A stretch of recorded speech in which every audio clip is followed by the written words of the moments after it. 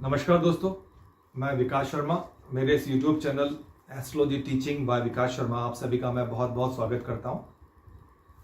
आज मैं राशि नंबर 9 आपके सामने डिस्कस करूंगा, बट हमेशा की तरह एक छोटी सी अपील और एक छोटी सी रिक्वेस्ट।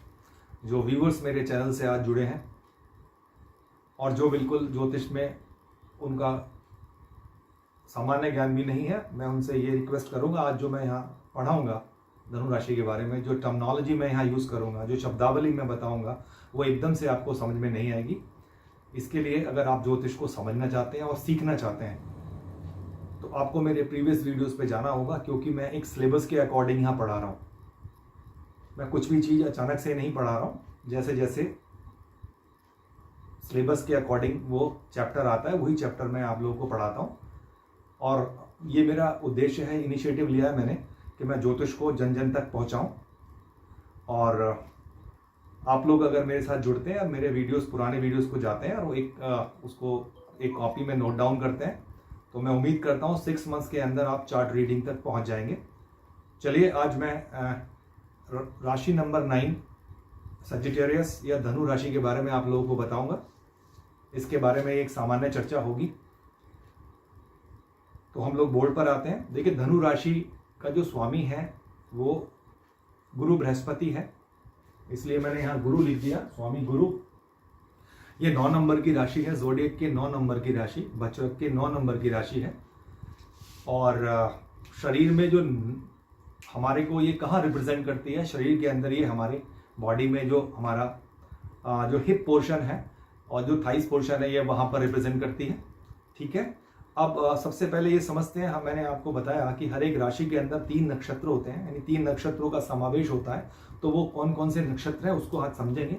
तो उसके लिए हम लोग बोर्ड पर आते हैं।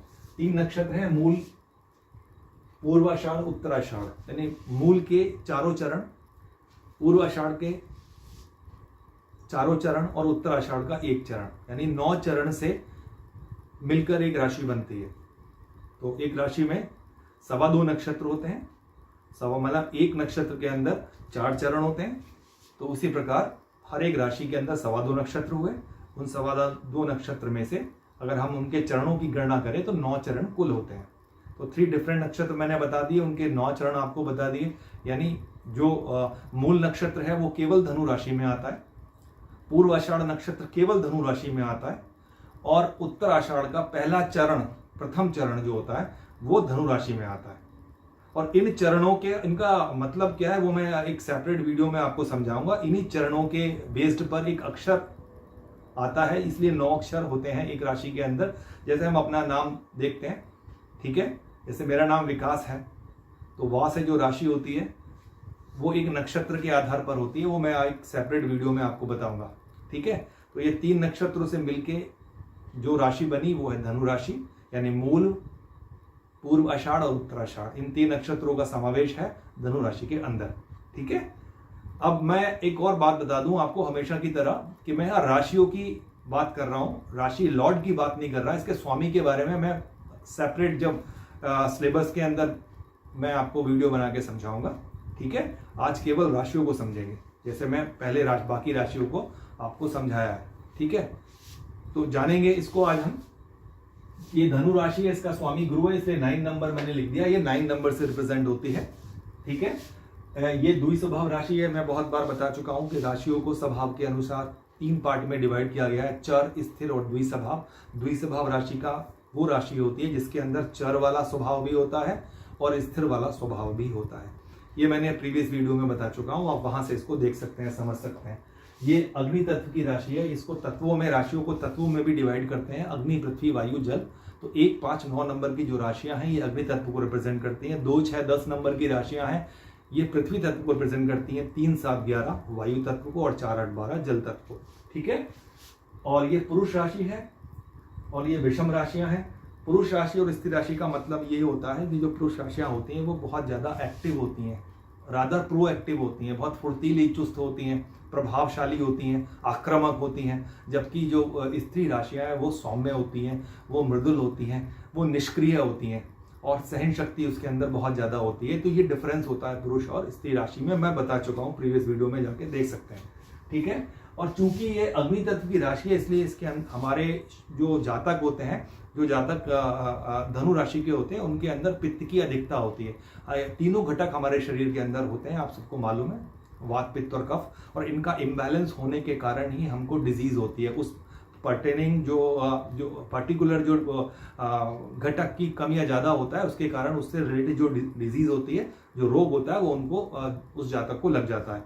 तो चूंकि यहाँ पर पित्त ज़्यादा बनता है, तो पित्त के कारण जो है अग्नि तत्व की राशि है, इसलिए इनको पित्त का निर्माण बहुत ज़्यादा होता है। पित्त कहाँ पर होता है? हमारे शरीर के अंदर, स्टमक में, जो भोजन को तोड़ने के काम में आता है।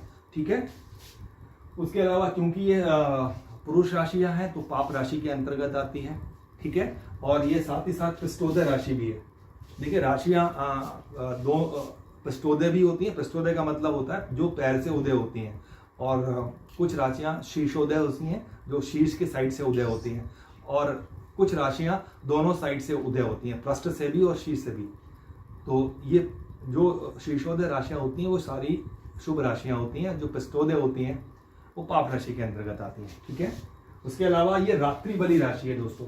कुछ राशियां रात्रि बली होती हैं, कुछ राशियां दिन बली होती हैं। जो दिन बली राशियां हैं उन पर सूर्य का अधिकार होता है, जो रात्रि बली राशि है उसके ऊपर चंद्रमा का अधिकार होता है। ठीक है। अब हम समझेंगे कि हाँ, एक और बात मैं आपको बता दूं, इसका जो वर्ण है ये क्षत्रिय वर्ण को रिप्रेजेंट करती है। राशियों के भी अपने वर्ण होते हैं, ब्राह्मण, क्षत्रिय, वैश्य और जो कर्मचारी वर्ग है।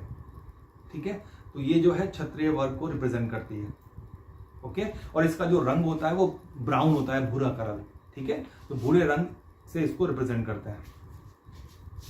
अब आते हैं वो कौन कौन से स्थान हैं जो धनु राशि को रिप्रेजेंट करते हैं।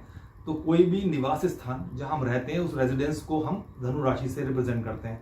राजा का स्थान, जहां राजा रहते हैं, राजा का महल, वो स्थान जहां पर राजा के हाथी, घोड़े, रथ आदि रखे जाते हैं, वो स्थान भी जो है धनु राशि से रिप्रेजेंट होते हैं। आजकल तो राजा भी नहीं है और हाथी घोड़े भी नहीं है, लेकिन राजा के समकक्ष हमारे यहाँ पर जो है वरिष्ठ लोग होते हैं, अधिकारी लोग होते हैं, जिनके पास अपने वाहन होते हैं। तो वाहन जहां पार्क होते हैं, वो स्थान को भी धनु राशि से रिप्रेजेंट करते हैं। ठीक है। अब आते हैं इनकी जो फिजिकल अपीयरेंस है वो किस प्रकार की होती है। देखिए, ये सामान्य तौर पर लंबे होते हैं, इनका शरीर सामान्य लंबाई का होता है, बहुत अत्यधिक लंबे नहीं होते, लेकिन सामान्य लंबाई वाला शरीर होता है। और कुछ इनके जो कंधे होते हैं वो झुके हुए होते हैं, यानी जब ये चलते हैं तो थोड़ा बैंड होके चलते हैं। इस तरीके का इनका अपीयरेंस होता है। ठीक है। उसके अलावा इनका नाक, कान, गला जो है ये बड़े होते हैं। ये जो पार्ट है चेहरे का, नाक का, गले का, कान का, ये बड़े बड़े जो होता है, इनका साइज जो होता है, इनका आकार जो होता है, ये बड़ा होता है रादर और दूसरी राशि वालों से। ठीक है। और दूसरा इनका जो वाणी होती है उसमें बहुत गंभीर होती है और बहुत ऊंची आवाज में ये लोग बात करते हैं। सामान्य आवाज से ज़्यादा इनकी आवाज होती है, और वाणी में एक गंभीरता होती है। देखिए, जैसे गुरु का, हम कोई भी गुरु को देखते हैं तो जो गुरु की अपीयरेंस है, सेम धनु राशि की अपीयरेंस होती है। वो गुरु जो है बहुत गंभीर वाणी से बोलते हैं, उदार हृदय होते हैं, सबके साथ एक समान व्यवहार करते हैं। ये गुरु के लक्षण होते हैं। गुरु सबको एक निगाह से देखते हैं, उनके अंदर कोई पक्षपात वाली बात नहीं होती, उनका दिल एकदम निर्मल होता है भगवान की तरह। तो वही सब गुण इस धनु राशि के अंदर पाए जाते हैं। ठीक है। हाँ, और ये लोग भौतिक और आध्यात्मिक दोनों को बैलेंस करके चलने वाले होते हैं। यात्रा के लिए शौकीन होते हैं, साहसी होते हैं। ठीक है।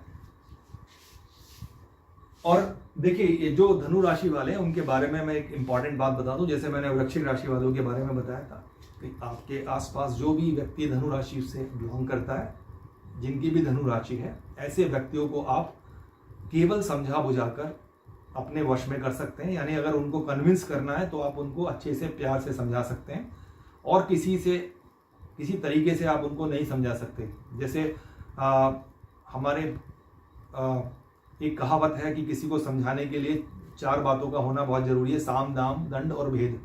कुछ ऐसे लोग होते हैं जिनको आप डरा धमका के समझा सकते हैं। कुछ ऐसे होते हैं जिनको आप, उनकी कोई कमजोरी है और ब्लैकमेल करके, उनको दबाव में डाल के उनको समझा सकते हैं। कुछ ऐसे हैं जिनको आप पैसा ऑफर कर सकते हैं और उनको अपने वश में कर सकते हैं, लेकिन ये जो है व्यक्ति जो होते हैं बहुत स्पेशल होते हैं और इनको समझाने का ही एकमात्र विकल्प होता है।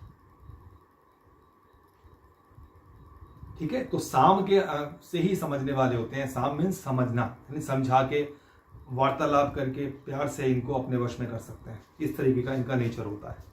अब आते हैं इसके साइन के बारे में। मैं सारे साइन आपको बता चुका हूँ। मेष राशि का क्या साइन है, जैसे मेल शीप है, मिथुन राशि का 2 स्त्री पुरुष का जोड़ा है, सिंह राशि का शेर होता है।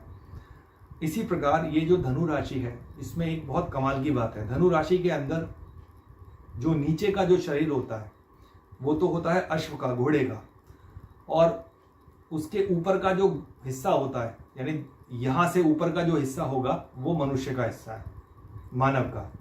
और वो मनुष्य जिसके हाथ में धनुष है और तीर लगा हुआ है, और दोनों ही गुण होते हैं। अश्व के गुण क्या होते हैं? चपलता, चंचलता, तीव्रता, और उसका मनुष्य का गुण होने के कारण उसके अंदर जो विद्या है, तीर कमान उसके हाथ में लगा हुआ है, धनुष उसके हाथ में है और उसमें तीर लगा हुआ है, और उससे वो अपने टारगेट को सर्च करता हुआ जा रहा है, तलाशता हुआ जा रहा है, और हमेशा अपने टारगेट पर उसकी निगाह, अपने गोल पर उसकी निगाह है। तो ये बहुत इंपॉर्टेंट है समझने के लिए। हर राशि का एक साइन कुछ ना कुछ बातें आपको बताता है, उनका एक अपना अर्थ होता है। एक सेपरेट वीडियो में मैं इसको एक अलग से भी डिस्कस करूंगा, लेकिन आज आपको समझाने के लिए मैंने ये बताया है कि आप कुछ भी अपना निश्चित करते हैं, कोई अपना गोल सेट करते हैं, तो ये धनु राशि वाले, इनके अंदर एक एक्स्ट्रा मतलब कोई रेगुलर एक्टिविटी होती है। ये अपने टारगेट पर बड़े फोकस्ड होते हैं, जो भी जीवन में करना चाहते हैं उसके ऊपर ये बहुत फोकस होकर, बहुत धैर्य से, बहुत गंभीरता से वो कार्य करते हैं। तो कुछ इस तरीके का नेचर धनु राशि वालों का होता है। तो आज ये मैंने आपको सामान्य तौर पर समझाने का प्रयास किया है, और उम्मीद करता हूँ मेरे द्वारा दी गई ये जानकारी आपको समझ में आई होगी। और मेरा पढ़ाने का तरीका कैसा है आप मुझे कमेंट्स कर सकते हैं। देखिए, मैंने जो तरीका आप लोगों को पढ़ाने का निकाला है, मैं बहुत ही सामान्य और बहुत ही सहज तरीके से आपको पढ़ाने का मेरा लक्ष्य है। और आप लोग अगर मेरे साथ जुड़ते हैं तो आपको सीखना, जाके मेरे प्रीवियस वीडियो को देखना पड़ेगा, और उसको एक नोटबुक में उसको आप नोट कर सकते हैं, सारे नोट्स को, और उसके बाद आप अपनी कुंडली पे, अपने मित्रों की कुंडली पे उसको अप्लाई कर सकते हैं।